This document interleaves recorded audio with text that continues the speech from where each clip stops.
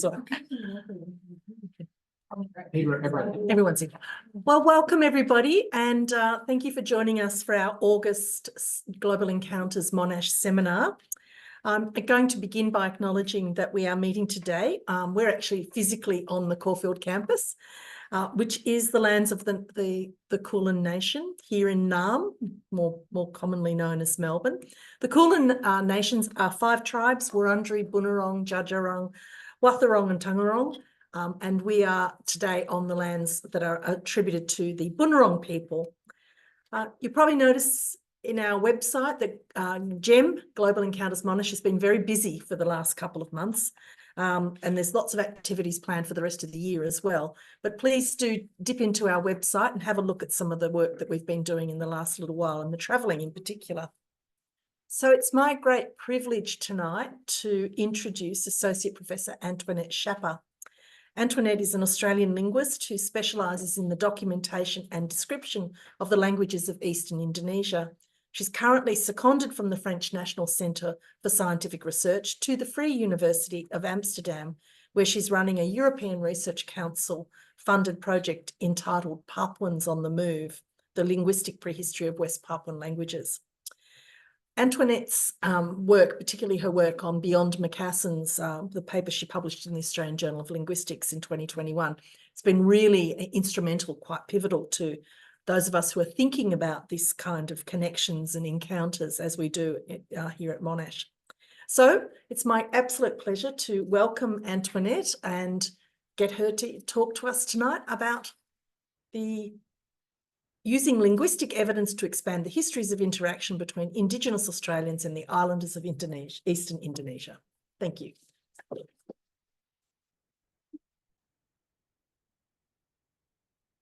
Thanks, Lynette. So it's great to speak to you this evening on Bunurong country. The material that I'll be presenting to you is partly from published work that Lynette mentioned. And in general, this is part of a course of a remedial education, which I began upon a few years ago. I can't say that I remember much of my 1980s Catholic school education, but there seemed to be a lot of blokes in white blokes in uniforms on tall ships. And thankfully, in the last few years, I've come to learn that, I'm slowly learning that there's so much more to it. I come to the topic of Australian history from the point of view of someone specialised in the history and description of the language culture systems of people in the eastern part of Indonesia. And I hope that I might be able to place a few small dots on the canvas of the burgeoning interdisciplinary study of Australia, Indigenous Australia's global connections today. And I can't move forward.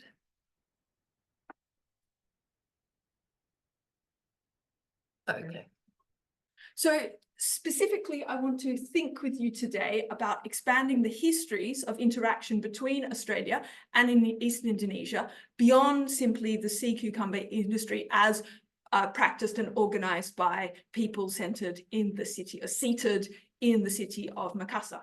Now, we have oral traditions from multiple Indigenous groups of Australia, supported by the work of archaeologists that have long pointed to deeper and more varied contact histories between the peoples of Indonesia and the peoples of Australia.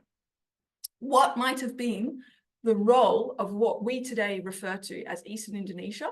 That term didn't exist at the time of the time we're going to be thinking about, and Eastern Indonesian islanders in that context. So I want to think with you about that. There's no clear answers at this stage, but I'm hoping that we can start chipping away at different possible directions for study. Okay, the first thing to observe is that when we look at a map of Makassan trade routes, they invariably pass through Eastern Indonesia. And Eastern Indonesian harbours were also key waypoints in voyages to Australia by Makassans. So not only were the Makassan voyages taking place via Eastern Indonesia, but in all likelihood, there was a longer awareness and deeper knowledge of Australia's existence and the Australian coastline amongst Eastern Indonesian peoples.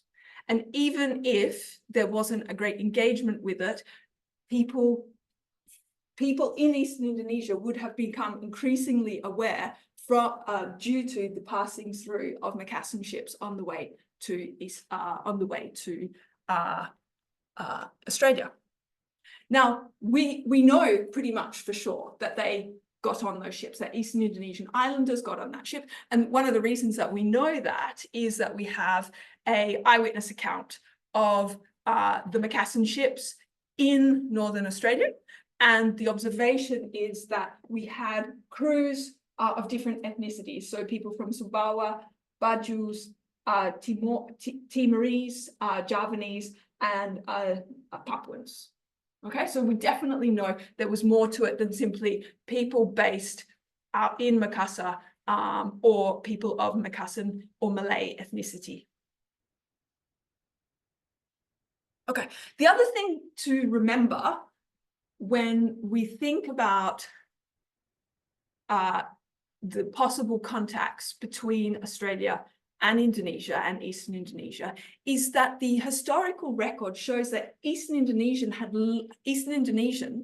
had long been engaged in the collection of the sorts of marine goods for which Australia was renowned. Okay, and this is before the sea cucumber trade arose. So pearl shell, already in the 17th century, many parts of Eastern Indonesia was known for its pearl shell, for its hawksbill turtle shell, and for the trochus shell. Shark's fin and tails that came somewhat later, and was, as far as I understand, also mainly sold or entirely sold to the Chinese market. But there were much broader global trade networks that desired where there was demand for pearl shell, turtle shell, and trochus shell. So we know that Eastern Indonesians for a long time, long before the sea cucumber trade itself, had been busy with economic activities that involved the collection and sale of these items into global networks. Okay, so given the proximity of Australia and the fact that Eastern Indonesians were already, many groups were already specialized in the collection of these items, wouldn't they also have sought those items in Australia? Potentially. I don't know the answer. It's just an idea. Okay, so what I want to do is think about how we might use linguistics to shed light on the contact between Australia and Eastern Indonesia. We have a body of existing linguistic work which points to a large number of words in the northern part of Australia, in Arnhem Land, for which borrowing from some source, an external source, seems probable, but the sources haven't yet been identified. Could those be the result of contact with Eastern Indonesia? And then the other thing to think about is we know from interdisciplinary study that the area of contact along the coast of Australia was much longer than that, was much broader, was geographically more extensive than simply Arnhem Land. So we know, for instance, that there was contact along the northwest coast of Australia, the Kimberley coast, but we haven't yet seen any linguistic evidence for that. And I'm going to maybe put some pointers there of where we might look for that linguistic evidence. Okay, so I want to recalibrate our sites for the study of contact using linguistics between Australia and Indigenous Eastern Indonesia. This is important because there are observations in the literature which have been dismissed and discarded, and I want to reactivate some of those and reconsider them in the light of what we know about the history of Eastern Indonesia today, and I'll come to those later. The other thing that we need to do in order to advance the picture, linguists need to do, we need to coordinate with the findings of other disciplines. So we need to engage with the oral traditions such as they exist and the findings of archaeologists in order to zero in on where the most profitable places would be to look, where we're likely to to retrieve evidence. Is that me? No. No, it's me. So Okay. Okay. I don't want to spend too much time on the technicality of linguistics. So, but I don't want anyone's eyes to glaze over. But I will be talking a lot in this talk about loan words. Okay, and you'll just have to bear with me. So, one way that linguists reconstruct contact between groups is through the presence of loan words. Okay, and the identification of loan words. It's important to be aware that there are technicalities in how we assess the probability that a word is loaned, and there's also ways in which we can determine the source from which a word is loaned, and this has to do essentially with patterns of phonological adaptation or different kinds of phonological adaptation. When words are loaned can tell us different things about the history and sources of borrowing. When we encounter unexpected sounds and meanings for words that we posit to be loans, these can indicate that there's either, amongst many other things, it can indicate that there's problems with the loan scenario. So perhaps it's actually not a loan at all, and the resemblances between two languages are just chance. But then it can also tell us about different histories for loaning, that, for instance, words are loaned at different times or from different source languages where the set of original sounds was different and therefore adapted in a different way into the borrowing language. Okay, so if you're not into loan words, leave now. Oh, and maps. If you don't like maps, then this talk is not for you. Okay. So before we turn to talking about potential loan words in Australia, I would like to take you through some background on Eastern Indonesia, partly because that's what I know most about, but because also the linguistic history of Eastern Indonesia is not that well understood. And in the literature, there do exist quite a few misconceptions that we in my current project are trying to unpack. So I'll try to be brief. Okay, Eastern Indonesia is a highly diverse linguistic area, sometimes referred to as linguistic Wallachia. It spans from the east coast of Sulawesi and takes in much of the Bird's Head, the Moluccas, and extends down to Timor and Flores. The languages there belong to multiple different families and are unrelated to each other, much the same as what we find in Northern Australia. And the languages which do not belong to the Austronesian language family are referred to as Papuan languages, and those are of diverse histories. It's not important to remember that as such, but it's important to understand that it's not a simplistic linguistic landscape. So if we're thinking about contact with Eastern Indonesians, we have to think about the large number of groups and the high diversity of their languages. Okay.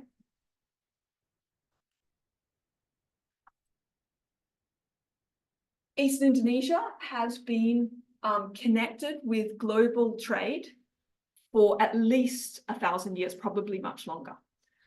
This means that we have extremely complex loan histories, even within Eastern Indonesia itself.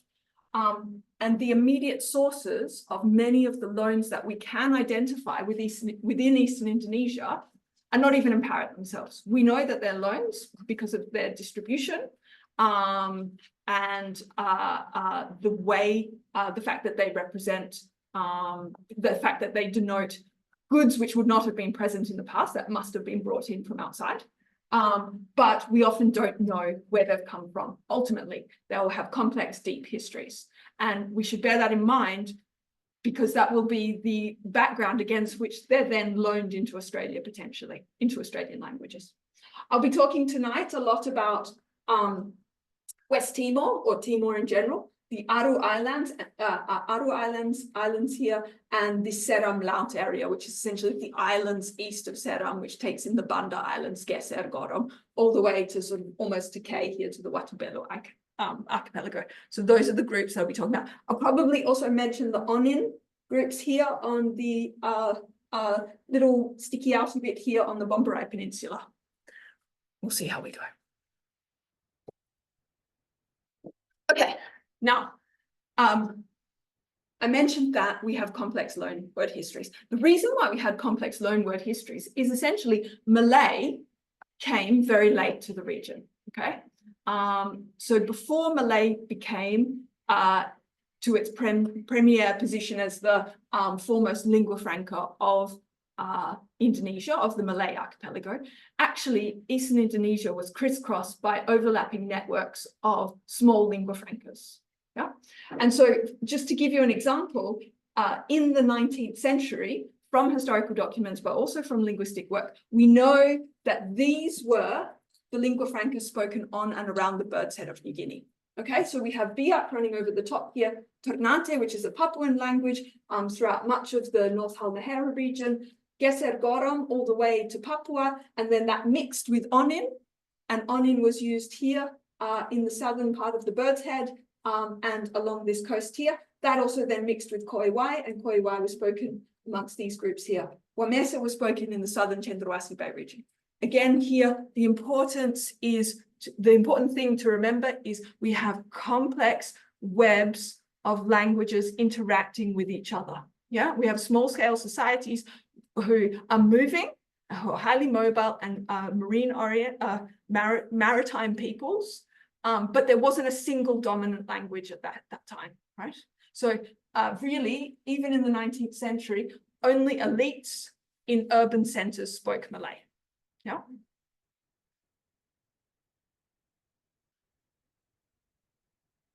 Okay, now the varieties of Malay that did come into existence are very distinctive, and that distinctiveness is also important because we can look at that when we look for words in Australia that might indicate contact.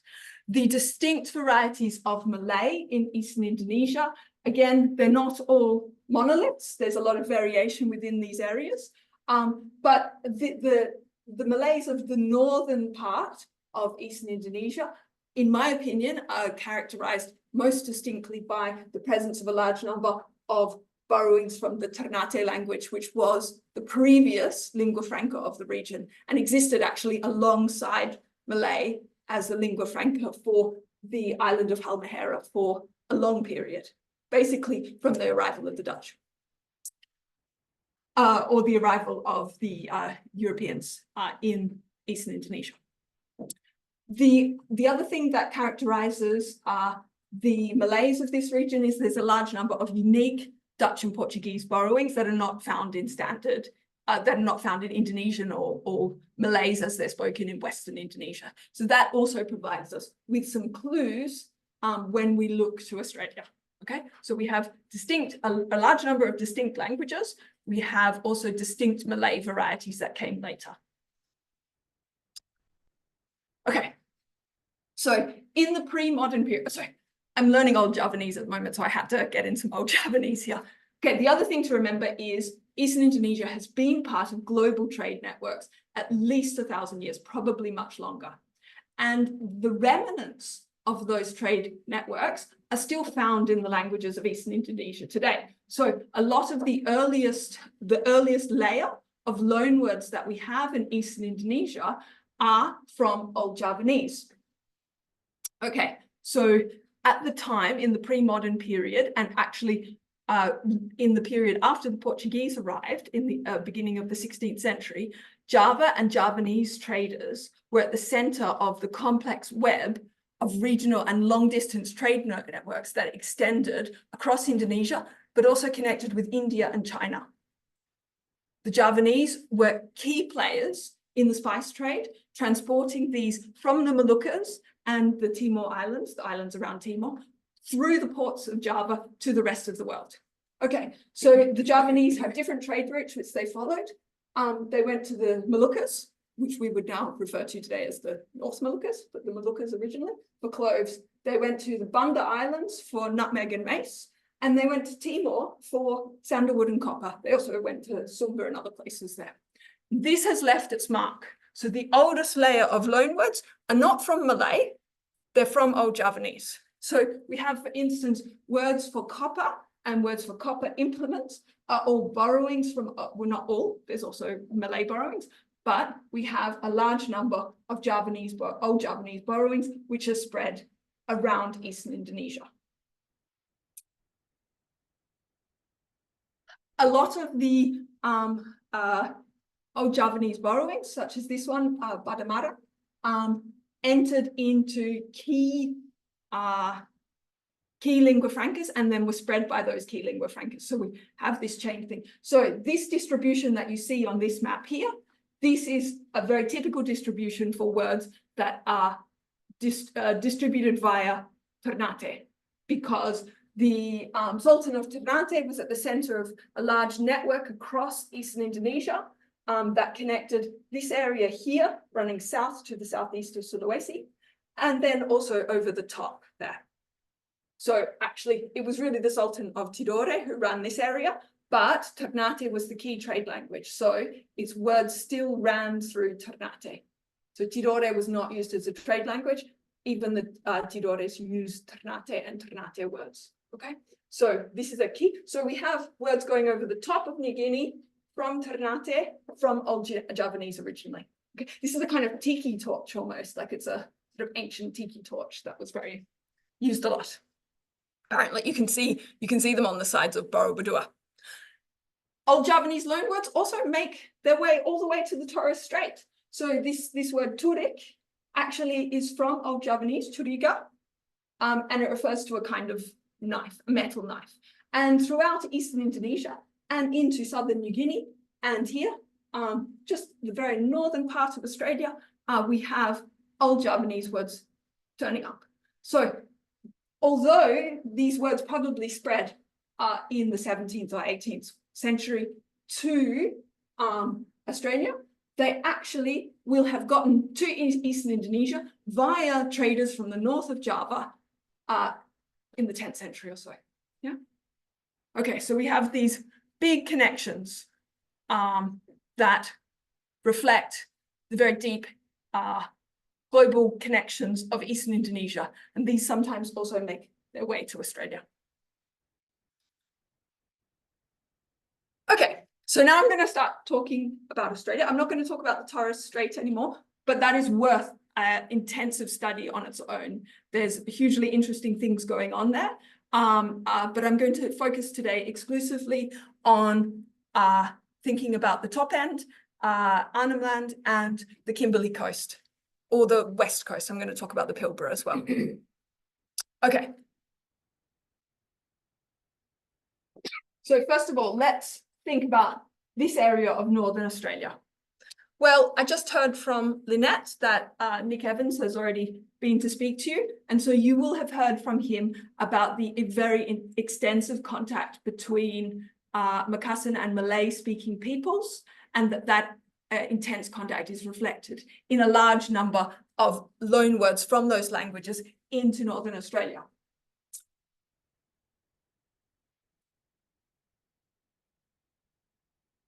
Now, whilst the number of loanwords from these languages has not dramatically increased since the 1990s, new Makassan loans in particular do keep popping up. So the number slowly ticks upwards, actually. So for example, we have a newly identified loanwords such as Kuchikang, Bakura, Badali here, and this shark word here. So even though much of the work appears to have been done, we are putting more detail into the picture by identifying additional words. Many of these words were already suspected to be loanwords, but their particular source had not been identified. So for this one here and this one here, Zork and Walker had suspected that they were loanwords from somewhere or other, but they couldn't find a source. However, there is also scope for revisiting some of the material which has been attributed to Makassaris and Malay. And I want to just talk about one example. So the example that I want to think about today is the Padomang example. And we have multiple words in Northern Australia which denote glass or mirror or glasses. Those are all reflective things. So they go together. But the source in Makassar and Malay means compass. So there's a little bit something strange going on here, actually. This is not a semantic shift, which is easily explained, actually. How would that happen? Well, I would suggest to you that what's happened is it's come through actually a range of Eastern Indonesian languages, because using the word padoman to mean glass or mirror or glasses, and sometimes all three, is standard in Eastern Indonesia. Okay, so this is here are a few examples of where we can find words that reflect padoman. Yeah, and here in Selaró, a language of the southern part of Tanimbar, this means swimming goggles. Here, Tewa here, which is the language that I've worked on, this means mirror. Here in Tetun Fehan, in Tetun in general, Baroma refers to glass or glasses. These are all related meanings, so it makes sense that they will be in a similar, that they would be packaged together. What this looks to me like is that the words in Northern Australia don't come directly from Malay or Makassan. They actually come from an Eastern Indonesian language. We can't say which one, but that particular semantic change is standard in Eastern Indonesian, and it probably reflects an earlier layer of borrowing from Old Javanese before the compass meaning came into being. Compasses were very late, actually, probably the 12th or 13th century at the very earliest were they invented in China. Probably they didn't make it to Indonesia much later, but this glass will have, and glass products will have come much earlier.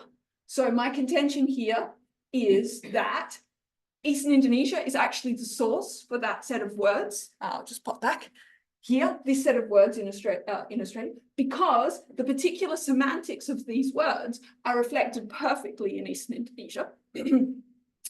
And so the unexplained shift from Makassar Padoman or Malay Pedoman is then taken away.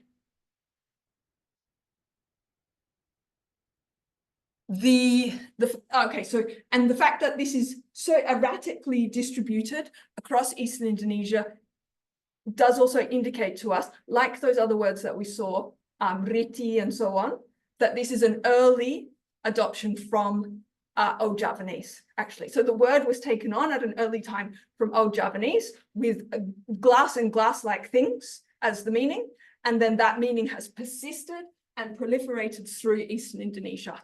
The large variety of forms here in Eastern Indonesia as well indicates that it's old. If this was 17th century and later borrowings from Malay, we would expect great consistency in the form of these words. The fact that they're so diverse indicates they've been around for a while already in those languages.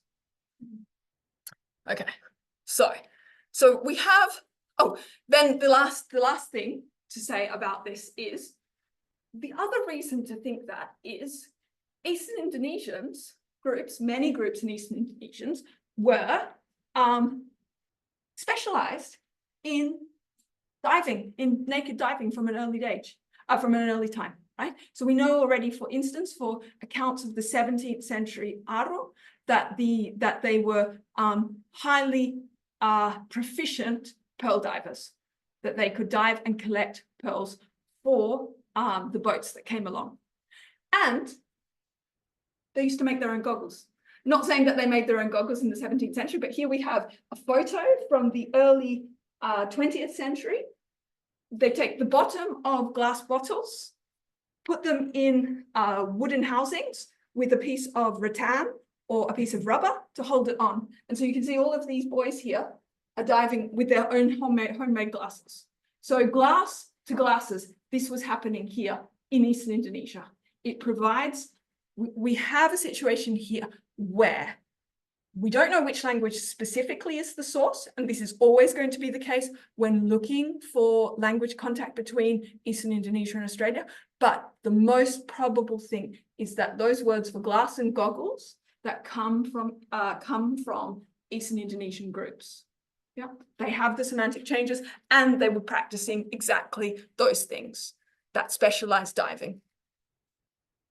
Okay, this is not our only evidence as well. We also have a distinct set of sea cucumber terms in Northern Australia that are strikingly similar to several sea cucumber terms across Eastern Indonesia. Okay, so in particular, the sea cucumber terms of Western Timor here reflects Banafi. And this has been borrowed into many of the Papuan languages here on Pantar Island. And there's also this form here, Unapi, which probably comes from Wunapi, with those are sort of quite expected sound changes. So again, we have a situation where no extant Eastern Indonesian language can be seen to be the source for the forms in Northern Australia, but the fact that we have these widespread terms here in Eastern Indonesia and these words that are clearly borrowed in Northern Australia because it crosses language family boundaries indicates that we have spread of related words from Eastern Indonesia to the northern part of Australia. Similarly, we also have strikingly similar hawksbill turtle terms. And again, this is one of the trade items that we know Eastern Indonesians had been collecting for a long time. So in the languages of the Aru Islands, we have a term kaloba, and then we have a set of strikingly similar. If it was going to be borrowed, these would be the forms. These would be exactly the forms. So that we would expect. The only little tiny hitch in this is that the L becoming an R in the languages of Northern Australia is not 100% expected. What it does possibly indicate, and has been indicated in previous literature, is that there does appear to be an earlier strata of borrowings in Northern Australia where L becomes R. So it's potentially the case that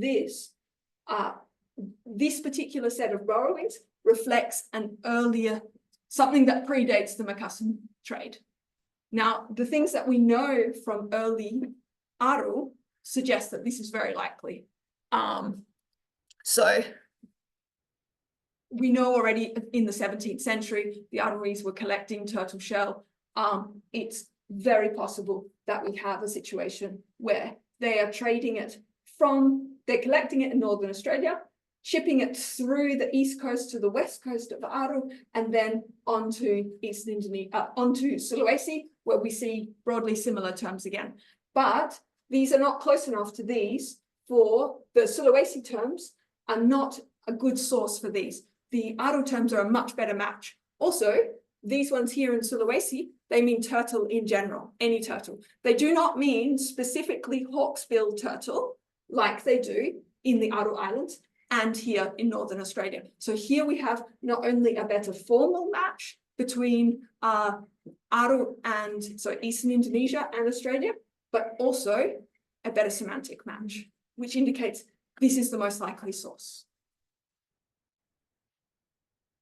Okay, we also have other terms. So metal items, of course, are introduced from outside, and we have a range of other terms that we could look at. So malati is another term, which has this fringe distribution in Eastern Indonesia, which indicates it's an old word that's diffused at an early time and has subsequently been replaced through much of Eastern Indonesia. If we look at Eastern Indonesia now, mostly it's a Malay word. So the fringe distribution tells us this is an older word, and that older word is then also reflected in one language, at least, in Northern Australia. So possibly this is a pre-sea cucumber trade borrowing as well. Okay, so in the section on Northern Australia, I suggested we need to re-look at some of the things that have tentatively been identified as Makassan borrowings. And we still have a lot of scope to identify new loans that potentially came through Eastern Indonesia. Now I want to turn to Western Australia, or the west of Australia, and think about some of the issues there. So first of all, I said at the beginning of the talk that I think we need to recalibrate and reassess some of the earlier claims. And one of the claims that I'd like to reassess is the claim of von Brandenstein about turtles in the North Pilbara. So in the 1970s, a very unique and eccentric linguist known as von Brandenstein, Carl Georg von Brandenstein, claimed that the Portuguese had established a secret colony in the North Pilbara. And his hypothesis was based upon these distinctive turtle words that were found in the languages of the North Pilbara. Now, the patent absurdity of von Brandenstein's proposal met with ridicule and discarding of the data which he had assembled. Now, whilst the bouts of ridicule were perhaps deserved, the problem of how those turtle terms came to be in the North Pilbara has not been addressed. Okay, so again, Eastern Indonesia is the most probable source, and specifically Eastern Indonesian Malays spoken in the Moluccas, right? The Portuguese term for turtle has become the standard word for turtle in the Moluccan Malays, okay?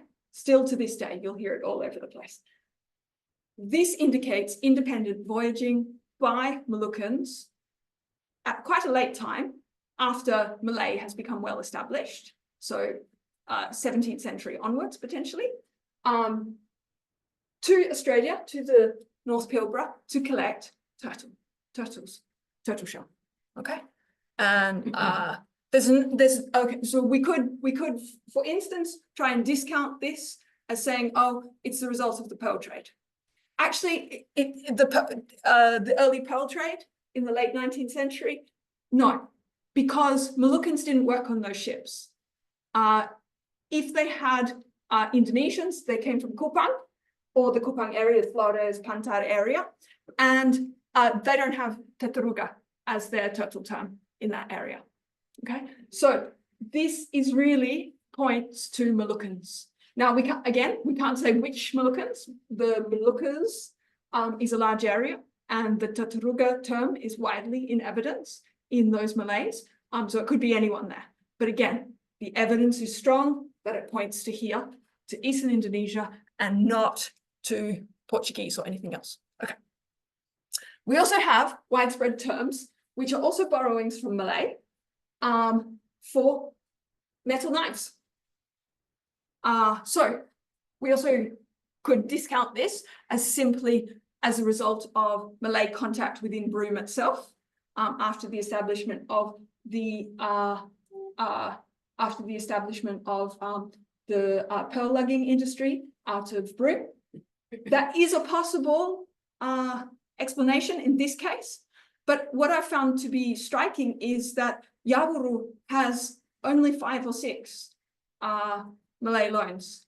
If these loans, if Malay was so influential in the area due to the pearling trade, we would presumably expect many more than 6 loans.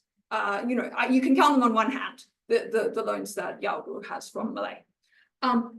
So I would suggest to you that this cannot simply be dismissed as a late 20th century borrowing as a result of the pearl industry. Like the teteruga terms, it's more than possible that this was a result of independent voyaging by Moluccans speaking a form of Moluccan Malay.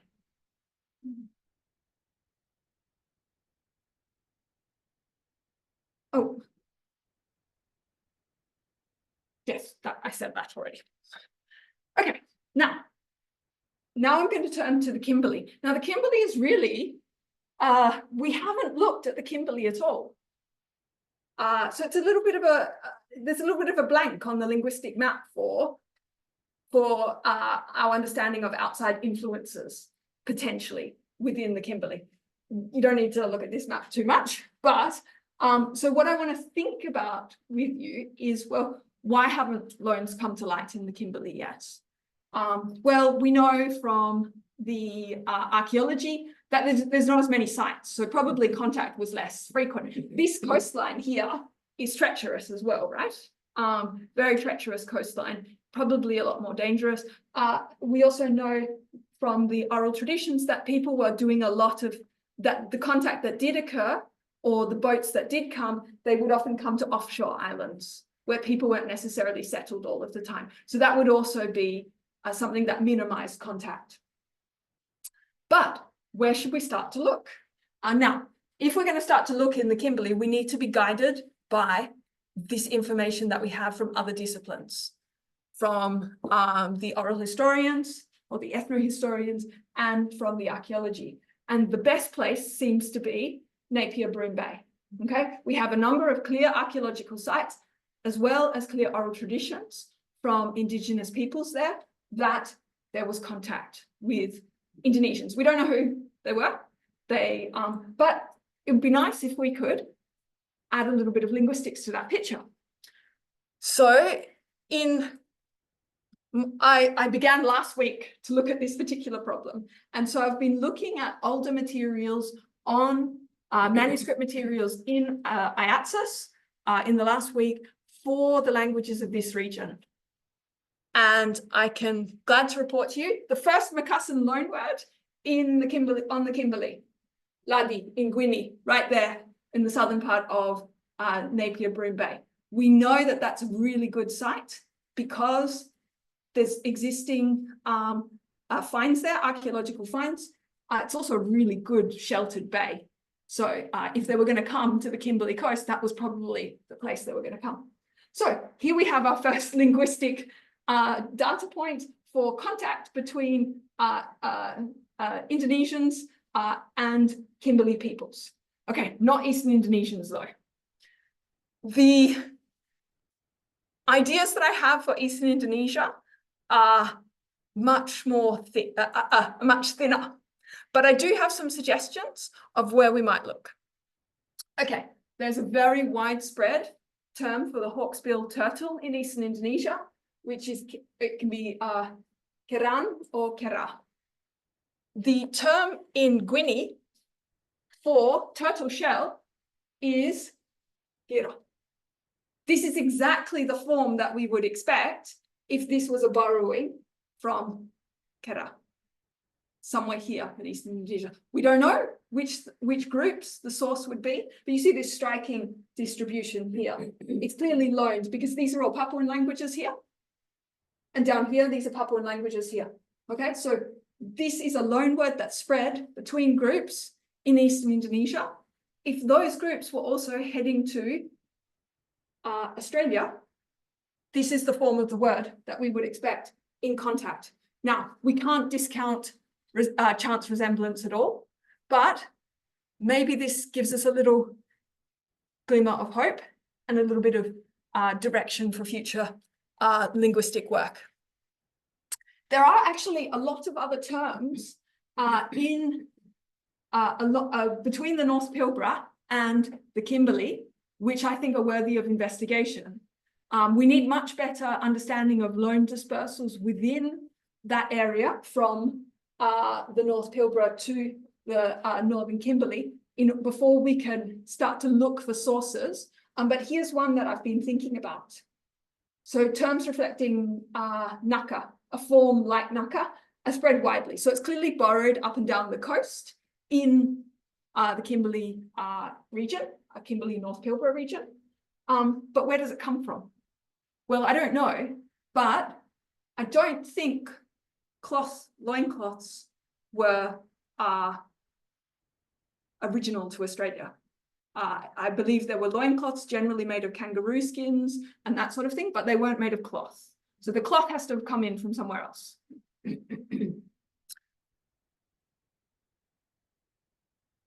There is one potential loan word in Eastern Indonesia. Again, it's my favorite old Javanese source. Scattered throughout Eastern Indonesia, I don't have very good sources for this one, is a form laka, and it's an old Javanese borrowing, and it means, it refers to lacquer, but also red fabric, and sometimes just red, or even a plant used to produce red dye. And it's around, again, chance resemblance or a loan from a very old loan from Eastern Indonesia. I don't know. So the reason why I was particularly thinking that this might be a loan word is here in Guinea, the gloss that Capel gives is red cloth. Yeah, specifically red cloth, not just loincloths, red cloth. Now, loincloths, the little scraps of loincloths that you would get in Eastern Indonesia traditionally were red cloth. Okay, so it really, I'm smelling something here. I smell a rat. Yeah. Now, we have a big problem. Remember I said we want sounds to be adapted in regular ways. So if we say the source is very, very originally Old Javanese Laka, why L to N? That's unexplained at this stage. The sound change, L to N, is an unusual sound change, but it does happen quite a bit in Eastern Indonesia. So it happens in Nuaulu. Now, Nuaulu is not the source for this at all, because Nuaulu, the Nuaulu people are a forest people. They're oriented towards the inland. But there are several other groups in Eastern Indonesia which have the sound change L to N as standard, which we would expect to apply to old loanwords. So the people of Onin, who are often known as the Papuan pirates, they used to come down to the Aru Islands and raid. They also came down to Kisar Island and raid. We have the very good historical documents of Papuan pirates from the Onin Peninsula raiding down. So they were making long sea journeys in this region. They have L to N as standard. Okay, so L gets always adapted as N. Maybe they're the source. The other area where L to N is standard is the languages of Western Timor here. Okay, so these are regions where we would expect groups to be potentially sailing from Indonesia to Australia. Either of those places would be the potential source, given this very particular sound change. It could also be chance resemblance. I'm not going to deny that, but it's worthy of investigation. This must have been a traded item. It must have been traded in from outside in Australia. And the resemblance is striking, even if it's not 100% convincing.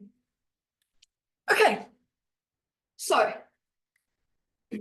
I've drawn your attention to potential loanwords distributed across the northern and western Australian coast, which do indicate non-Makassan contact. Now, these loanwords are not like the Makassan and Malay loanwords. They're not thickly layered, caked in one area. They're dotted along the coast.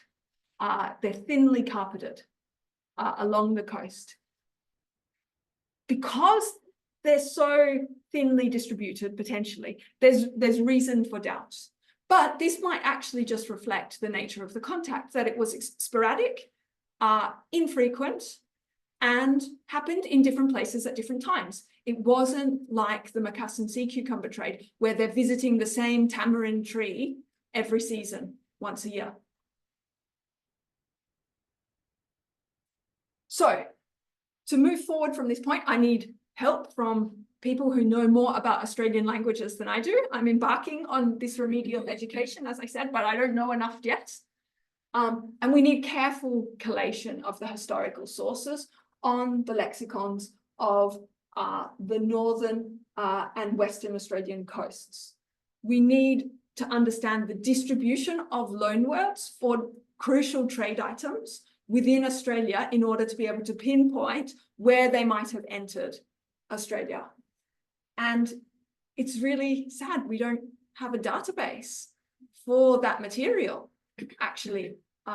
So the non-Parmanyungan languages, as far as I know, have not been collated into a database, at least not one that's publicly or even widely available. This kind of study would be greatly aided in the future by having that kind of database which could be queried. At the moment, I'm looking through manuscripts one by one. It's not very time efficient. So that's the end. Thank you to everyone who listened. Thank you. Thank you so much, Antoinette.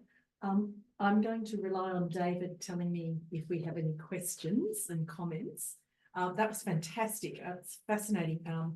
Particularly interested in sort of the Aru and the West Timor connections, and the idea that these languages were actually, in a sense, came through Old Javanese, which is really interesting indeed. So do we have any questions there, David? Not yet. Okay. No questions in the room. Do you have any questions? I'm thinking, Kelly, you're going to have lots.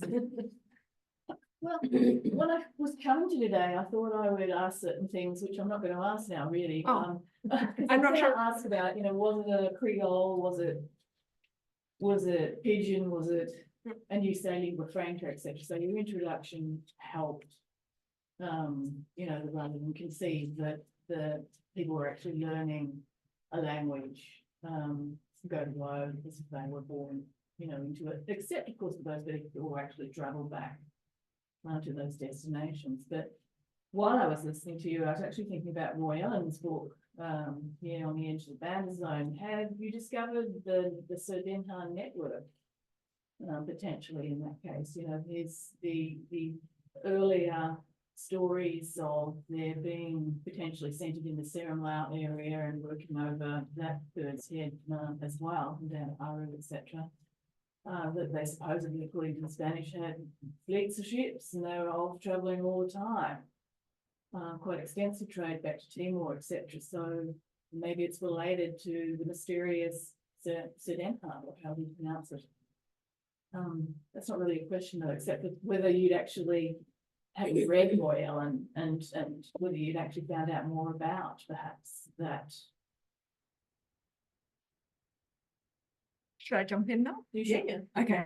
Okay. So yes, I've read Roy's book and I've met Roy, and that was fantastic. I made him sign it for me as well.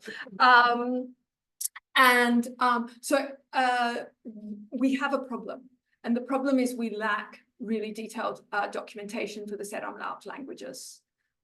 We have like 600 to 800 words for Banda. Now, Banda was at the center of a huge global network at the beginning of the 16th century, and they were drawing on the resources of all of the surrounding Moluccan islands. But we know very little about that. We simply know if you go to the VOC archives and you start reading the early stuff on Banda, they go to Tanimbar, and the people there can speak to them in Bandanese. That's a long way away. So we don't know enough about the role that Bandanese might have played as a lingua franca at an early time, but we also don't know enough about the Seremlau languages and how their words might have been distributed around Eastern Indonesia. We need a bit of a picture of that to then understand how they might get to Australia. But for instance, definitely in the 19th century, we have loan words from Geser Gorom coming into the languages of the north of Timor. And that's very clear. Yes. And so, for instance, you could tell who people's alliances are because sometimes the word for Geser is the word for friend, but in the neighboring language, the word for Geser will be the word for pirate. And this is in the Solor archipelago. We see that, and so that would be another place where we would potentially think about looking is at friend terms. They're not typical in Australia, but where they do exist, they might tell us a bit about who they're in contact with. That's what they tell us, at least in the Solor archipelago area. So you're in the alliance with the Geser people, you're in alliance with the Gorom people, because that's your friend word. So we could start thinking about that sort of thing, how different terms for ethnicities are then adapted to be social relation terms. That happens a lot. Yes, so Doug Marmion has a question. Hi, Doug. He asks, what time depth do you think you could put to the earliest strongly evidenced loans, if you feel you can guess at the time depth? I don't know. I don't know. Doug, linguistics, we don't do dates. We do layers.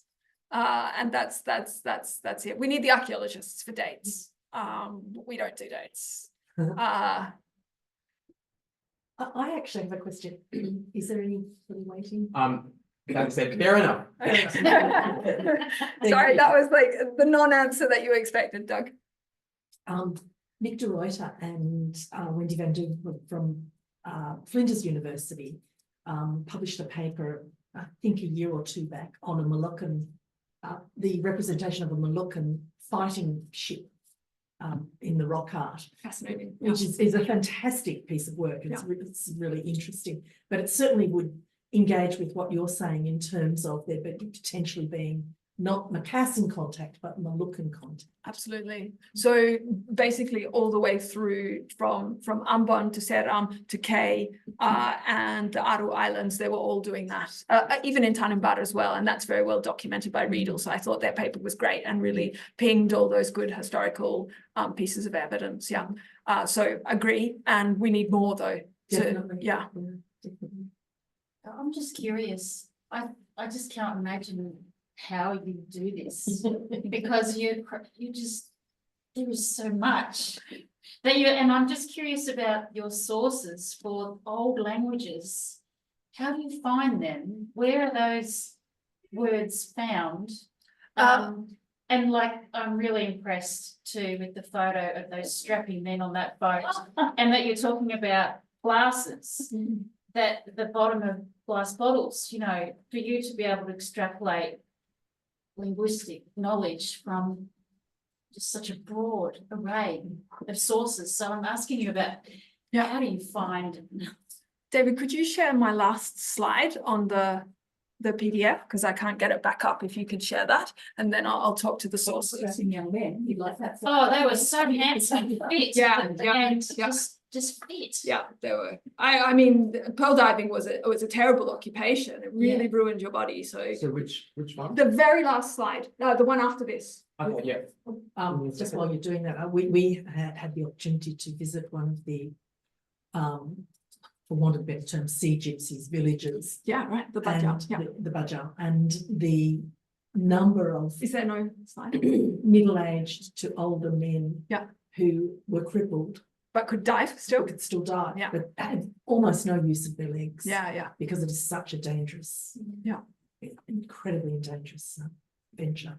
Yeah, there's that great Human Planet episode, I think, where they show the guy, he sort of crawls to the edge and then he They can just walk along the bottom of the sea to shoot a They have fish. goggles in that episode. Yeah, do they have the homemade ones as well? So Okay, cool. it's been a while since I've watched it. Yeah, right.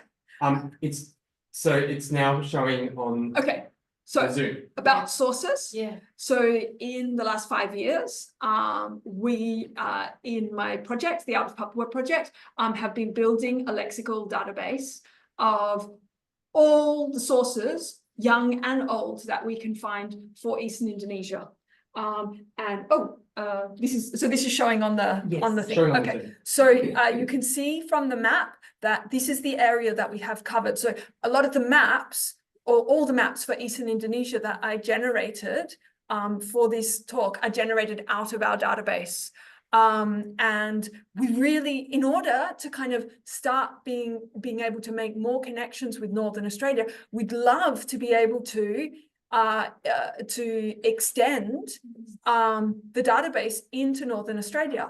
But we don't, it's not within the scope of our project, but we have developed open source code for the project, and we're happy to share that code with anyone who wants to develop a database of language for Australia. This was specifically designed for linguistic research and the discovery of linguistic relationships. So it's not a data presentation platform. It's a language relationship discovery tool, the database. And it was specifically developed for linguists to be able to do that. So we can develop these detailed pictures for Eastern Indonesia because we've spent 5 years developing the database. We really need the same for Northern Australia, North and Western Australia, and we need to join them together. So why not Torres Strait? Why not bring Well, in? indeed, I mean, you started talking about it, then said, I'll talk about the top end and yes. Okay, so the reason that David, could you maybe take us back to the Torres Strait slide, the one with Turik? Because Paris Wadling talks all about that. Yeah. So why not do Torres Strait? Okay, so the situation with, I wanted to specifically focus on Eastern Indonesia, which was don't worry about it, it's fine. Eastern Indonesia, which is where I'm specialized in. The area of them traveling there in their canoe. Yes. Well, yeah, but also I know a lot more about Eastern Indonesia. Now, the situation in Torres Strait is utterly fascinating, but there's a huge number of lingua francas at play. There's Motu, there's the Koyari languages, which also had a role as lingua francas there. And we need to bring all of those into play to do a full study of the way the trade words have entered. So if I want to, for instance, do that study, I would need to digitalize into a machine readable format all the dictionary. Like if I'm using the database that we have, I can digitalize all the dictionaries that we have for that region. ingest them, that's the word that we use, it's a technical term, I believe, ingest them into the database and then do a detailed study of it. That would be fantastic. And that would potentially give rise to, or bring to light many more loanwords from Seram Laut as well. The reality is that the database that we have at present time is already much bigger than we ever intended to make it, because, well, it gets a bit addictive. And so for our current project, we have to stop now because the kids have to write their PhDs. I have to do all the things that I said I would do to the ERC, but there is definitely potential there for someone to pick up the mantle and to do that. It would be a fantastic job. But like Torres Strait, the issues are quite different. You need to pay attention to different things beyond simply Eastern Australia. But we do also, I mean, I wrote about this in my paper, there is some evidence for oceanic borrowing, so borrowings from the Eastern Austronesian languages coming in through the Torres Strait. And ideally, we'd be able to identify those better in Northern Australia and the Gulf of Carpentaria once we had a loanword study for a detailed loanword study for the Torres Strait, because they're all going to be filtered through that. There's one more a question in the chat. Can you open the chat on your? I think so, yeah. It's from our colleague Booty. Which one is it? It's the last. The last one? Okay. As myself, Do you think many Javanese sailors travel to the top end and the Kimberley region? Terima kasih, yeah. Do you use the word, just a question, do you use the word pedoman to mean glass or goggles, or do you only use it to mean compass? Or compass. Yep. Yep. Or direction. Direction. For Yeah. pedoman, he took like life direction and etc. Yeah. So your compass in life, your direction in life. Got it. That's Thank right. you. Yeah. As well as pisau. Pisau as well. Yeah. Pisau reflects Proto-Malayo-Polynesian, if Blust is correct. I don't know if Javanese went to Northern Australia. They certainly didn't seem to leave a linguistic mark, but the historical evidence is that they were also there as crews on the Makassan ships. And there's a lot of Javanese, so it makes sense that they would have gone along for the ride sometimes. So, but they definitely spent a lot of time in Eastern Indonesia from the 10th to the 13th century during the Asian sea trade boom. And that has definitely left a big mark on the languages of Eastern Indonesia. Thank you. Thank you. Well, that kind of brings us to the end of our session today. I believe, David, you showing this, you showing, no, we don't have a final slide because we don't have a seminar next month because, can everybody hear me?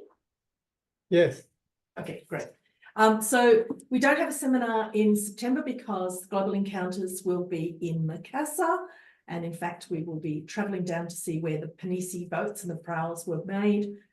So we're all very excited about that, but we will reconvene again in October. I believe, Booty, you might be giving the next talk actually. So thank you everybody for coming today. Thank you for this is a hybrid experiment, which seems to have worked beautifully. And a huge thank you to Antoinette for sharing with us her absolutely fascinating research. So thank you.